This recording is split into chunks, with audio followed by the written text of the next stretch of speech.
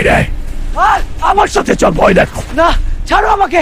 শুনেছিস ওই ভুতুরে বাড়িতে নাকি কাউকে দেখা গেছে? হ্যাঁ, আমার ভাই বলছিল রাতে নাকি দেখা গেছে। আমিও শুনেছি লোকে ভয় পাচ্ছে না। এই ভুতুরে বাড়িটার কথা শুনেছিস? সত্য, আমি দেখতে চাই, এখনই যাব। সাবধানে যাস, ভয় পেলে ফোন দিস। ওই ভুতুরে বাড়ির কাহিনী কি? শোনো বাবা, তার সেই রাত জঙ্গলের ধারে বাড়িটা থেকে অদ্ভুত শব্দ আসতো। হ্যাঁ, ঠিক বলেছেন। আমাদের গ্রামে একটি মেয়ে ছিলে, সেই মেয়েকে অনেকজন মিলে ধর্ষণ করেছিল।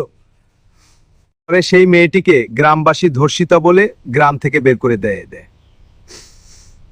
এই মেয়েটি ওই বাড়িটিতে গিয়ে নিজের আত্মহত্যা করে, সেই থেকে তাকে ওখানে দেখা যায় এবং তাকে যারা ধর্ষণ করেছিল তাদের ধরেও মেরে ফেলে। ঠিক আছে চাচা, আপনাকে অনেক ধন্যবাদ। আমি সেই বাড়িটিতে যাব এবং ওই মেয়েটার আত্মার সাথে আমি কথা বলবো এবং আমি জানবো সে সবাইকে ভয় কেন দেখাচ্ছে। তুমি সবাইকে কেন ভয় দেখাচ্ছ?